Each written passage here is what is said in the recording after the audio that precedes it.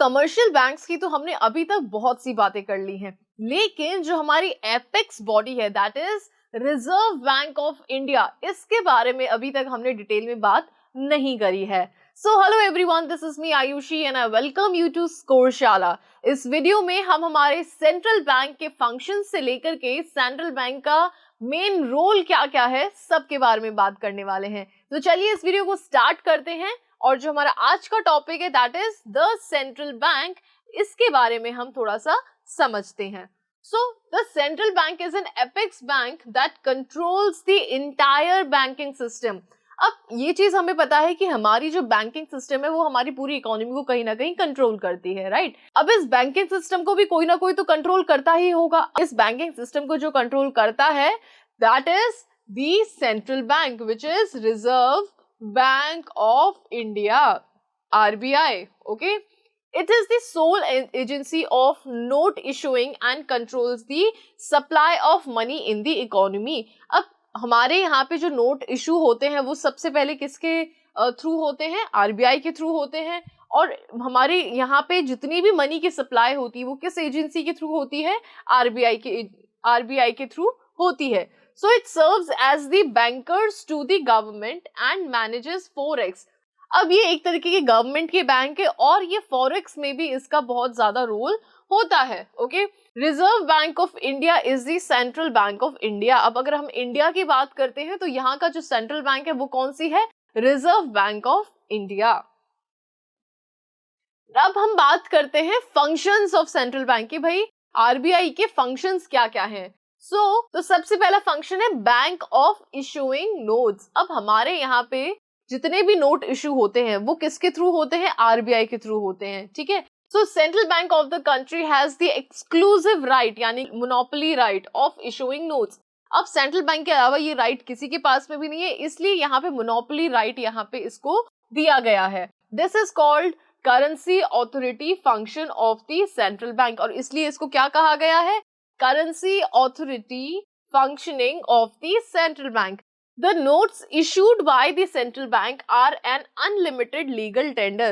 Central bank के through जो notes issue करे जाते हैं वो क्या है? Unlimited legal tender हैं। अब यहाँ पे next जो function है central bank का that is bankers to the government। अब हम हमारी गवर्नमेंट को जो भी फंड मिलते हैं, जितना भी रेवेन्यू एक्सपेंडिचर जो कुछ भी होता है वो किसके थ्रू होता है? आरबीआई के थ्रू होता है। Central bank is a banker, agent and financial advisor to the government. अब यहाँ पे जो सेंट्रल बैंक है वो एज अ बैंकर एजेंट की तरह काम करता है और गवर्नमेंट के फाइनेंशियल एडवाइजर की तरह भी काम करता है। As a banker to the government it manages accounts of the government. अब सरकार के जो अकाउंट्स हैं वो कौन मैनेज करके रखता है? RBI. As an agent to the government, it buys and sells securities on behalf of the government. अब क्योंकि गवर्नमेंट के एजेंट की तरह पे ये काम करता है तो जितने भी सिक्योरिटीज का जो लेन देन है, सेल परचेज है, वो सब इन सब चीजों पे कौन किसका ध्यान रहता है? ज्यादा से ज्यादा आरबीआई का, okay. As an advisor to the government it frames policies to the regulate to the money market. अब यहाँ पे हमने एज अ एजेंट जो आरबीआई का काम है वो हमने समझ लिया है। अब एज अ एडवाइजर जो आरबीआई का काम होता है गवर्नमेंट के लिए वो होता है कि पॉलिसी कैसे बनानी है भाई मनी मार्केट के लिए, या फिर हमारी इकोनॉमी में जिस भी जगह पे इन्फ्लेशन है, डिफ्लेशन है, ऐसी अगर कोई सिचुएशन है तो वहां पे कैसी कैसी पॉलिसी बनानी है, वो सारा काम यहाँ पे गवर्नमेंट के बिहाफ पे कौन करता है? RBI. Next the third function is bankers bank and supervisor role. अब हमारे यहाँ पे जितने भी बैंक्स हैं, जितने भी कमर्शियल बैंक्स हैं, उन सब का बाप कौन है? उन सब का बैंक कौन है? आरबीआई, ठीक है। क्योंकि बैंक्स के पास में जो कमर्शियल बैंक्स हैं उनको भी कहीं ना कहीं से पैसों की जरूरत पड़ती है, तो वो किससे लेते हैं? रिजर्व बैंक ऑफ इंडिया से। As a bankers bank, it has almost the same relation with other banks in the country as a commercial bank has with their customers. अब जैसे कि कमर्शियल बैंक्स और कस्टमर्स का जो relationship है, same वही relationship होता है आरबीआई का और कमर्शियल बैंक्स का, ठीक है। यहाँ पे 3 ऑब्जर्वेशंस हैं, कौन कौन से हैं देखते हैं। The central bank accepts deposit from the commercial bank. अब जैसे कमर्शियल बैंक्स हम लोगों से डिपॉजिट एक्सेप्ट करते हैं, वैसे ही आरबीआई भी कमर्शियल बैंक से जो डिपॉजिट्स होता है वो एक्सेप्ट करता है और उनको लोन भी प्रोवाइड करता है। The central bank provides clearing house facility to the commercial banks. अब जो ये सेंट्रल बैंक है वो क्या फैसिलिटी और प्रोवाइड करता है कमर्शियल बैंक्स को? क्लियरिंग हाउस फैसिलिटी भी प्रोवाइड करता है। अब ये फैसिलिटी होती क्या है इसके बारे में हम आगे जानेंगे। It is a cheque clearing facility. So ये बेसिकली होती क्या है? चेक क्लियरिंग फैसिलिटी होती है, प्रोवाइडेड एट वन सेंटर, एक ही सेंटर पे, टू ऑल दी बैंक्स। ठीक है, सो आरबीआई ये एक सेंटर है जो कि सभी बैंक्स के पास में ये फैसिलिटी प्रोवाइड करता है of what? Clearing cheque. So in its supervisory role, the central bank ensures that the commercial bank show compliance to its directives, particularly relating to CRR and SLR. So जैसे कि हमने यहाँ पे देखा कि जो सेंट्रल बैंक है वो एज अ सुपरवाइजर भी काम करता है, ठीक है, और ये नजर किस पे रखता है? जो भी कमर्शियल बैंक है उन सब पे। अब यहाँ पे जो आरबीआई है वो इस चीज का बहुत अच्छे से ध्यान रखता है कि जो SLR रेट्स है, जो CRR रेट्स हैं, तो कमर्शियल बैंक्स इनको अच्छे से फॉलो करे, ठीक है। The central bank changes CRR and SLR as when required. और जो सेंट्रल बैंक है वो इन दोनों ही रेट्स को चेंज करता रहता है जैसे जैसे ही जरूरत इकोनॉमी में पड़ती है।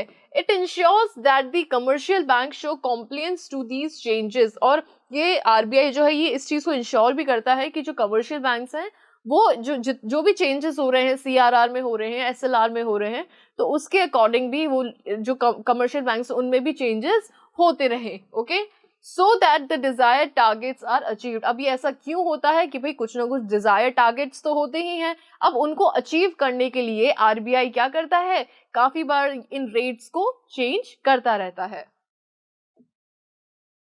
Now the fourth function is, RBI का जो चौथा फंक्शन है that is lender to the last resort.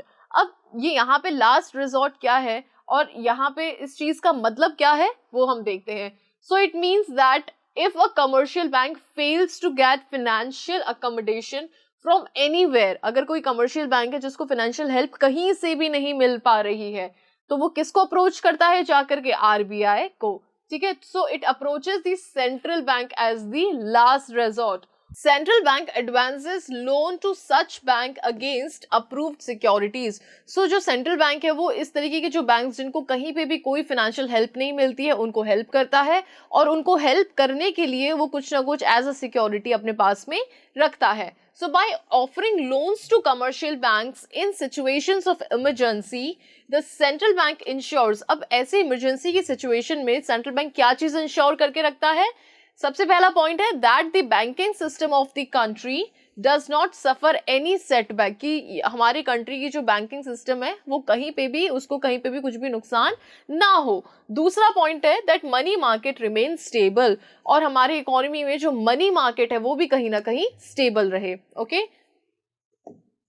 फिर आता है हमारा next function that is custodian of foreign exchange. अब फॉरेन एक्सचेंज का जो ध्यान रखना, जो संरक्षक होता है फॉरेन एक्सचेंज का, वो भी कौन होता है?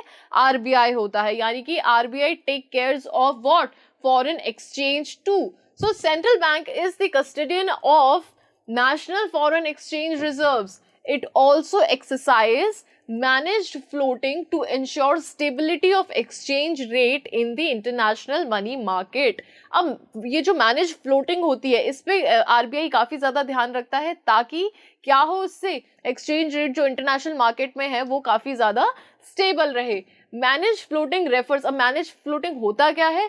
So it refers to the sale and purchase of foreign exchange. जब भी फॉरेन एक्सचेंज का कोई सेल या परचेज होता है जिसे क्या कहा जाता है?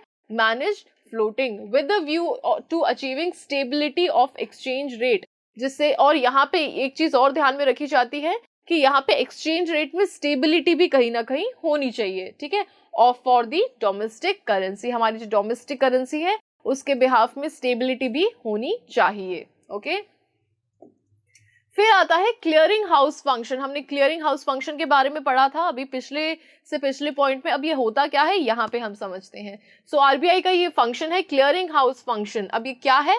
सो central bank performs the function of clearing house. अब जो सेंट्रल बैंक है वो क्लियरिंग हाउस का जो फंक्शन है उसको परफॉर्म करता है। So let us take an example to understand this function. Supposing Bank A receives a check of rupees 10,000 drawn by Bank B। अब यहाँ पे बैंक B ने क्या किया है? एक चेक दिया है और चेक A को वो रिसीव हुआ है। वो चेक कितने का है? 10,000 का। वहीं दूसरी ही तरफ क्या हुआ है, बैंक बी को भी एक चेक रिसीव हुआ है 15,000 का, ड्रॉन बाय बैंक ए। अब इस सिचुएशन में क्या होगा, both banks A and B have their accounts with the central bank. अब इन दोनों ही बैंक्स के क्या है, अकाउंट सेंट्रल बैंक के पास में है। The cheques of both the banks are cleared through their accounts with the central bank. अब इन दोनों ही बैंक्स के जो चेक है वो किसके थ्रू क्लियर होंगे, सेंट्रल बैंक के थ्रू क्लियर होंगे। Okay, this is how the central bank acts as the clearing house. इसी तरीके से जो सेंट्रल बैंक है वो as a clearing house work करता है। It avoids transfer of cash between the banks and reduces requirements of the cash. So अब ये क्या करता है कि RBI जो ट्रांसफर है कैश का उसको रिड्यूस करता है, ठीक है, क्योंकि अगर एक बैंक 10,000 रुपए निकाल करके दूसरे बैंक को दे देगा तो उसके पास में तो कैश की कमी हो जाएगी।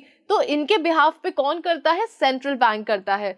So it avoids transfer of cash between the banks and reduces the requirement of cash. और कहीं ना कहीं ये जो रिक्वायरमेंट ऑफ कैश है इसको कहीं ना कहीं कम करके रखता है, क्योंकि अगर बैंक खुद अपने पास से दे देगा तो उससे क्या होगा कि बैंक के खुद के पास में पैसे बहुत कम हो जाएंगे, है ना। तो जब बैंक के खुद के पास में पैसे कम हो जाएंगे तो जो क्रेडिट क्रिएशन पे इसका इम्पैक्ट पड़ेगा। नाउ इसका 7th फंक्शन है control of credit. The principal function of the central bank is to control the supply of credit in the economy। अब ये इसका सबसे मेन फंक्शन है कि इकोनॉमी में जो सप्लाई है ना, जो मनी की सप्लाई है उसको आरबीआई कंट्रोल करके रखता है।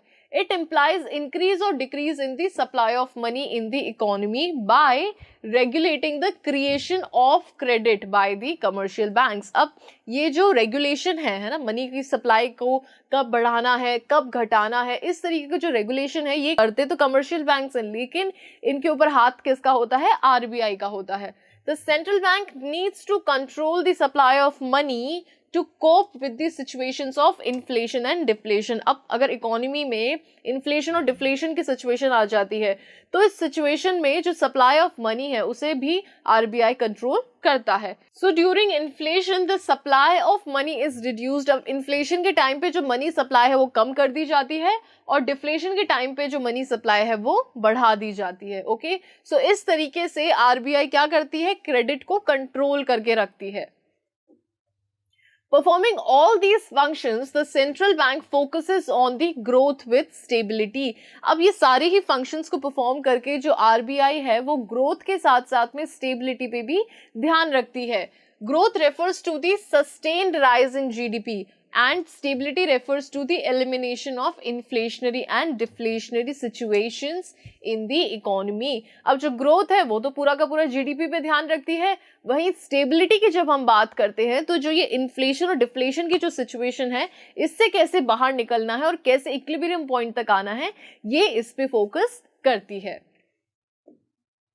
जब हम बात करते हैं सेंट्रल बैंक के बारे में, the central bank is the apex bank, the bank of all the banks in the country. तो ये जो सेंट्रल बैंक है वो एपेक्स बैंक होती है और ये सभी बैंक्स की होती है। All commercial banks function under the control of central bank. जितने भी कमर्शियल बैंक्स हैं वो किसके अंडर में काम करते हैं, सेंट्रल बैंक के अंडर में। It accepts deposits from the commercial banks. अब जो सेंट्रल बैंक है वो सारी ही कमर्शियल बैंक से डिपॉजिट्स को एक्सेप्ट करती है और उनको लोन देती है, but it does not deal with the general public. लेकिन यहाँ पे एक चीज जो ध्यान में रखने वाली है वो ये है कि जो सेंट्रल बैंक है वो जनरल पब्लिक से डील नहीं करती है। और वहीं अगर हम कमर्शियल बैंक की बात करें, अ commercial bank is that financial institution which accepts deposits from the general public and offers loans to the people for the purpose of consumption and investment। लगभग दोनों के functions जो है वो बिल्कुल similar है, लेकिन जो सेंट्रल बैंक है उसके अंडर में आती हैं कमर्शियल बैंक्स और कमर्शियल बैंक्स के अंडर में आते हैं हम लोग यानी कि general public। The central bank regulates the supply of money besides being the principal source of money supply in the economy। Economy में जो मनी सप्लाई किसके थ्रू होती है, आरबीआई के थ्रू होती है। ये चीज अपन को यहाँ पे ध्यान रखनी है। A commercial bank only contributes to the supply of money by way of credit creation. अब यहाँ पे कमर्शियल बैंक में क्या होता है कि क्रेडिट क्रिएशन के थ्रू मनी सप्लाई होती है। Okay, Now the central bank is a custodian of forex reserves। अब फॉरेक्स रिजर्व का भी यहाँ पे ध्यान कौन रखता है, सेंट्रल बैंक रखती है। इट कंडक्ट्स मैनेज फ्लोटिंग, अभी मैनेज फ्लोटिंग कंडक्ट करती है टू रेगुलेट, किस चीज को रेगुलेट करने के लिए, exchange rate of domestic currency. A commercial bank is not a custodian of forex reserves of the country. अब ये इसका फॉरेक्स रिजर्व से कोई लेना देना नहीं है। How ever it deals in the scale and purchase of forex exchange for the purpose of profit, लेकिन ये प्रॉफिट के पर्पज से इससे डील जरूर करती है, किससे, फॉरेक्स से। The central bank is a note issuing authority. अब नोट इशू किसके थ्रू होते हैं, सेंट्रल बैंक के थ्रू होते हैं। It is a currency authority of the country. A commercial bank is not a note issuing authority, it is not a currency authority. ठीक है, ये इसका बिल्कुल वाइस वर्सा है। The central bank focuses on growth and stability of the economy. अब economy की growth और stability पे फोकस सबसे ज्यादा किसका रहता है, सेंट्रल बैंक का रहता है। वहीं जब हम कमर्शियल बैंक की तरफ देखते हैं, so commercial bank focuses on profit maximisation. अब हर सेक्टर में सबसे ज्यादा प्रॉफिट किसकी हेल्प से होता है, कमर्शियल बैंक की हेल्प से होता है, इसलिए इनका मेन फोकस किस पे होता है, प्रॉफिट मैक्सिमाइजेशन पे होता है। ओके, सो आई होप कि आज के इस वीडियो में हमने जितनी भी चीजें पढ़ी हैं सेंट्रल बैंक के बारे में, जितनी भी फंक्शंस हमने पढ़े हैं सेंट्रल बैंक के बारे में, वो सारे आपको क्लियर हुए होंगे। अगर ये वीडियो आपको हेल्पफुल लगा है तो इस वीडियो को लाइक जरूर कीजिएगा, इस चैनल को सब्सक्राइब जरूर कीजिएगा और इस वीडियो के नीचे वो जो बेल आइकन है ना उसे प्रेस जरूर कीजिएगा, जिससे कि आपको आगे आने वाले जो नोटिफिकेशंस हैं वो आपको टाइम टू टाइम मिलते रहे। Thank you so much.